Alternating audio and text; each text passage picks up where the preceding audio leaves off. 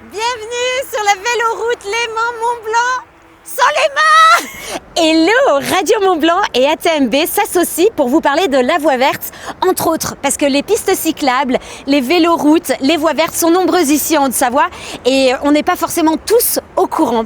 Alors c'est quoi, c'est où? Eh ben on en parle avec Gaëtan.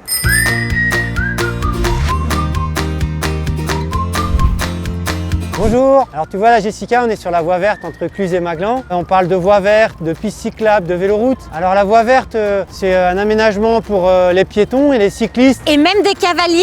Ouais, c'est vraiment une voie partagée qui va longer des cours d'eau ou des milieux naturels. Là on est le long de l'Arve. Et puis les pistes cyclables, c'est plutôt en agglomération où là on va avoir des aménagements pour séparer les cyclistes des véhicules. Et puis après, on va parler de véloroutes pour des itinéraires plus de moyenne longue distance pour les cyclistes qui vont regrouper en fait des sections où il y a des voies vertes, des pistes cyclables, mais aussi des petites routes à faible circulation. L'objectif c'est d'avoir des itinéraires qui soient sécurisés pour circuler à vélo en dehors des grands axes. Et là, la voie verte sur laquelle on se trouve, elle fait partie de la véloroute Léman-Mont-Blanc qui fait une centaine de kilomètres entre la vallée de Chamonix et le lac Léman. Sur cette voie verte, il y en a déjà plus d'une cinquantaine de kilomètres qui ont été réalisés, aménagés. Il y a d'autres aménagements qui vont se faire dans les années à venir. Salut! Gaëtan, en quoi ATMB est impliqué dans les voies vertes, les pistes cyclables, les véloroutes Il faut savoir que c'est le département et les collectivités locales qui sont à l'initiative de ces aménagements cyclables. Et nous, on est partenaires techniques et à la fois financiers. Donc on investit depuis 2016, on a investi près de 700 000 euros. À certains endroits, on va mettre à disposition du foncier parce qu'il faut savoir que dans la vallée, il n'y a pas beaucoup de place. On a l'autoroute, la voie ferrée, la route. Et puis l'aménagement cyclable arrive. Souvent, tout ça, c'est dans un même secteur.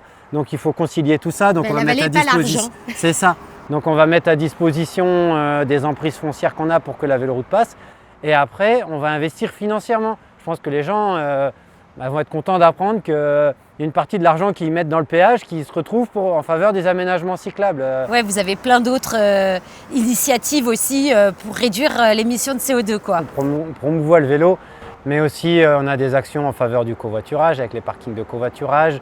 Et ce qu'on a prévu de faire sur tous nos parkings covoiturage, c'est de mettre en place des consignes sécurisées, c'est-à-dire que les gens ils arrivent en vélo, ils peuvent garer leur vélo sur un emplacement sécurisé, partir en covoiturage pour aller travailler le soir, ils récupèrent leur vélo et repartir à vélo. Diminuer l'impact carbone de nos déplacements et le vélo il trouve toute sa place. C'est pour ça aussi que maintenant on est certifié ISO 14001. C'est une partie de notre action environnementale, d'agir pour la mobilité durable et d'accompagner l'évolution des mobilités. Ça permet d'avoir un bon bilan environnemental sur nos trajets domicile-travail. Et ça fait du sport, c'est bon pour la santé. Faire du sport, ça a que des avantages.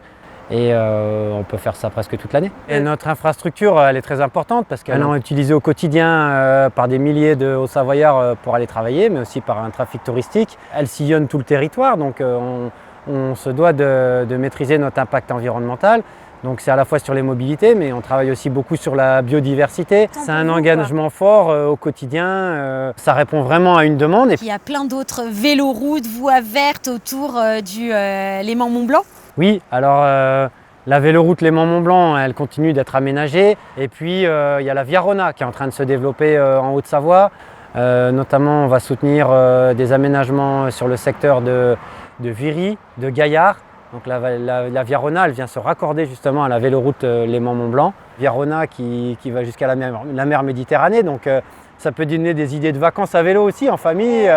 Avec les enfants, les chariotes, tout ça. Ça y est Gaëtan, on est arrivé à Sallanches. Merci beaucoup en tout cas et c'est un bon plan à savoir. Hein.